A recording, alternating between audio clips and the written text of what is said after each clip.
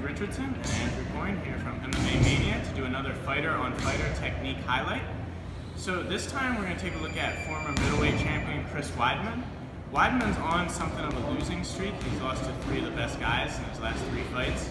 But we're going to take a look at happier times when Weidman was able to take people down and show off his incredible jiu-jitsu. Weidman's a great wrestler, great grappler, and he has some real sneaky front chokes. So a lot of times after I score the takedown, let's say I'm in side control. My opponent's going to try to get an underhook and use that to stand. Whether it's half guard, side control, it really doesn't matter. So he's going to try to use this far underhook to get to his knees and come up into a single leg or to his feet. It's a technique we've talked about before. What Weidman's going to do is prevent that from happening with the choke. So the go-to here is the Darce choke. As Bulldog comes up, if this underhook's not super deep, I take my arm and I swim under. So this is the difference between a Darce and an anaconda, just so you guys know. A Darce, the arm comes out by the neck. An anaconda, the arm comes out the other side. So that's the only difference. But the Darce is great to capitalize on an underhook. Once I'm here, I can break my opponent down, come here. Now there are 2 ways to finish. You can flatten out, or as Weidman did against Tom Waller, sit, step up, hook a leg. Right now, Bulldog's carotid artery is cut off by my wrist and his own shoulder.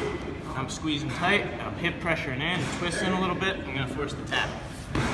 Now, a similar setup of that, so let's say Bulldog comes up and tries to sit up into that single leg again. So Weidman actually did this standing, but he's done it on the ground, or at least tried to before. Same concept either way. Bulldog comes up, we just sprawl out, and now I'm in the front headlock position. Once I'm here, I'm going to throw my arm deep. It's a high elbow deep swing, because my other arm comes up high. And now this time, both sides of my arms are cutting off the sides of his neck, like a rear naked choke, or most other chokes. But this one's real tight.